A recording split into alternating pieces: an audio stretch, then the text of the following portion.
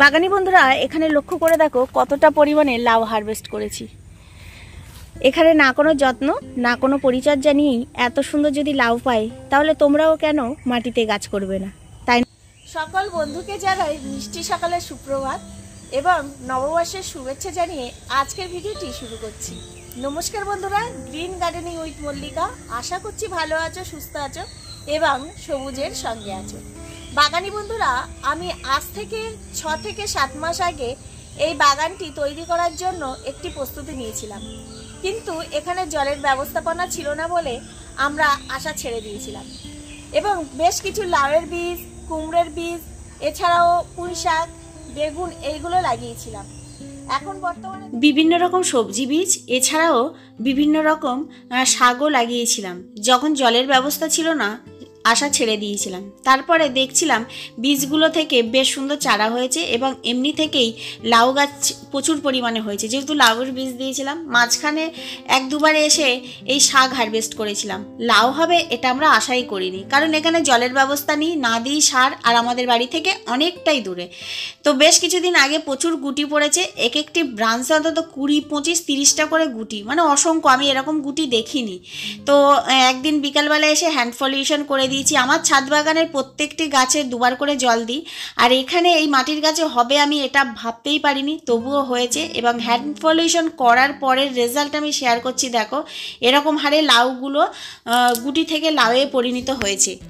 এ থেকে প্রমাণিত হয় মাটির রসে অসাধারণ গাছ হয়, আর মাটির গাছের কোনো রকম পরিচর্যা আমাদের বিশেষ নিতে লাগে না। এখন বর্তমানে দেখতে পাচ্ছ, আজ বেশ কিছুদিন আগেও আমি বেশ কিছু লাউ গাছ হারভেস্ট করেছিলাম। এখানে আশা ছেড়ে দিয়েছিলাম যে লাউ হবে না, কিন্তু প্রচুর পরিমাণে গাছ হয়েছে। আমরা এখানে জলও দিইনি, কোনো সার দিইনি, কিছুই দিইনি। এবার প্রশ্ন হলো অনেক বাগানি বন্ধুদের যে সহজে কিভাবে গাছ করা যায়। তো এ থেকে প্রমাণিত হয় মাটিতে কিন্তু সহজেই আমরা গাছ করতে পারি। অতিরিক্ত যত্ন, অতিরিক্ত পরিচর্যা কিছুই লাগে না। আমি এখানে লাউ বীজগুলো বসিয়ে দিয়ে গেছিলাম, না দিয়েছি জল, না দিয়েছি কোনো রকম পরিচর্যা। এবার অনেকেরই প্রশ্ন থাকবে কিভাবে লাউ হচ্ছে। এখানে প্রচুর পরিমাণে গাছ হয়েছে, দেখো এখানে লক্ষ্য করো, প্রচুর গাছ হয়েছিল। আর সেই গাছে প্রচুর পরিমাণে লাউয়ের ছোট ছোট লাউ ধরেছিল, গুটি ধরেছিল, কিন্তু সেই গুটিগুলো ঝরে যাচ্ছিল। এক একটি ব্রাঞ্চে অন্তত 8 থেকে 10টি, তারও বেশি গুটি ধরেছিল। সেই গুটিগুলো সব ঝরে যাচ্ছিল। তো আমি বিকাল টাইমে একদিন এসে হ্যান্ড পলিউশন করে দিয়েছিলাম। হ্যান্ড পলিউশন করে দেওয়ার পরে আমি অন্তত 15 থেকে 20টা লাউয়ের হ্যান্ড পলিউশন করেছিলাম, যেহেতু প্রচুর পরিমাণে গুটি পড়েছিল। তো সেই হ্যান্ড পলিউশন করে দেওয়ার পরে প্রত্যেকটি সেই প্রত্যেকটি যে গুটিগুলো, সব গুটিগুলো ধরেছে এবং সব গুটি থেকে এরকম বড় বড় লাউও হয়েছে। তো আর এখানে জলের ব্যবস্থা নেই, তবু এখানে দেখায় ওই যে ড্রেনেজ ব্যবস্থা আছে, ওই জলের কিছু আভা হয়তো আসে এবং ওই মাটির রসে কিন্তু এই গাছগুলো অত সুন্দর হয়েছে। একেবারে জল না হলে বাঁচে না, সেক্ষেত্রে মাটির রস আর ওই পাশের বাড়ির ড্রেনেজ ব্যবস্থা থাকার জন্য এই লাউ গাছ হচ্ছে।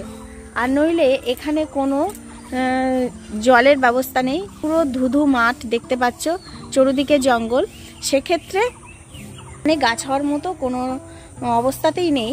তো এই জন্যই কিন্তু গাছ হচ্ছে।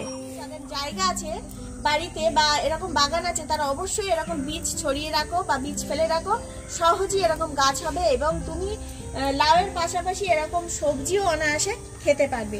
তো চলো আজকে প্রচুর পরিমাণে লাউ হারভেস্ট করব। আর এই প্রশ্নটা আবারও একবার বলি, এখন মানব জীবনে যেমন ডাক্তার ছাড়া চলে না, তেমনি আমাদের এই গাছ সবজি করতে গেলে আমাদের একটু মানুষের প্রয়োজন হয়।